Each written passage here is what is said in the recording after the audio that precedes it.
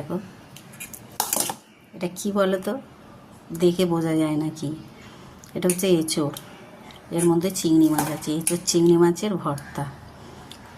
এর মধ্যে দেওয়া আছে কালো জিরে, শুকনো লঙ্কা, পেঁয়াজ, রসুন। এতে আদা দেবে না, আদা দিলে টেস্ট হবে না।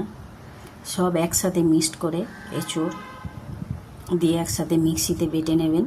চিংড়ি মাছগুলো ছোটো ছোটো করে নেবেন, নিয়ে তেলেতে পেঁয়াজ ফোড়ন দেবেন।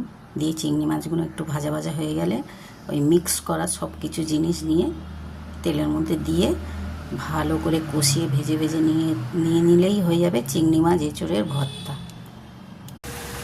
চলো বন্ধুরা, দুপুর হয়ে গেছে। দেখো রেসিপি, এখানে আছে ভাত, এখানে আছে দেখো মাছের মাথা দিয়ে টক, এখানে আছে পটল সর্ষে পোস্ত বাটা দিয়ে, এখানে আছে দেখো রুই মাছের ঝাল সর্ষে বাটা দিয়ে, এখানে আছে দেখো শশা দিয়ে পাঁচমিশালি সবজি দিয়ে একটা তরকারি, এখানে আছে লাউ চিংড়ি, আর এখানে এটা নতুন রেসিপি বানিয়েছি এঁচোড়ের ভর্তা। এঁচোড়টা মিক্সিতে বেটে নিয়েছি, আদা রসুন পেঁয়াজ বেটে নিয়েছি, চিংড়ি মাছটা ছোটো ছোটো টুকরো করে কেটে নিয়েছি, নিয়ে ভর্তা বানিয়েছি।